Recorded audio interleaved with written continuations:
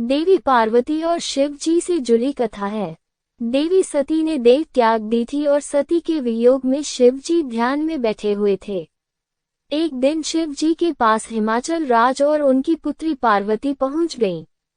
हिमाचल राज के मन में था और पार्वती जी भी चाहती थी कि मेरा विवाह शिव जी के साथ हो जाए, लेकिन शिव जी तो तप कर रहे थे। सती के बाद वे दोबारा विवाह करना नहीं चाहते थे। पर्वतराज हिमाचल राज ने शिव जी से कहा, आप यहाँ तप कर रहे हैं, यहाँ आपका ध्यान रखने वाला कोई नहीं है। मैं चाहता हूँ कि मेरी पुत्री पार्वती यहाँ रहकर आपकी सेवा करे। शिव जी ने हिमालय राज को जवाब दिया, मुझे इस बात की जरूरत नहीं है। महिला की वजह से ध्यान, वैराग्य, तप बिगड़ जाता है। अगर एकांत में महिला रहेगी तो मेरा तप भंग हो सकता है। इसलिए आप मुझे क्षमा करें और अपनी पुत्री को यहाँ से ले जाए। हिमालय राज और शिव जी की बातें देवी पार्वती बहुत ध्यान से सुन रही थीं। तभी पार्वती जी ने शिव जी से पूछा, आप कह रहे हैं कि आप तप कर रहे हैं, तो जब आप तप ही कर रहे हैं तो आपको ये आभास कैसे होगा कि ये शरीर महिला का है और ये शरीर पुरुष का है?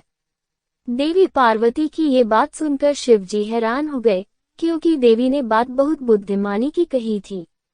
शिव जी ने कहा, देवी आपकी बात सही है, लेकिन मेरी बात भी सही ही है।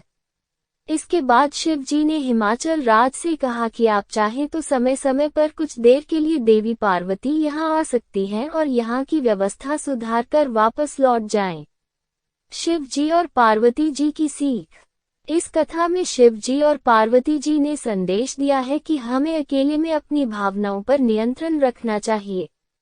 अकेलेपन में ही व्यक्ति की भावनाएं गलत दिशा में भटकती हैं, बुरे विचार जागते हैं। इसलिए एकांत में भावनाओं पर नियंत्रण रखें। जो लोग पूजा पाठ, तप और ध्यान करते हैं, उन्हें पूरी तरह एकाग्रता के साथ डूबकर ये काम करना चाहिए, तभी मन गलत दिशा में नहीं भटकेगा।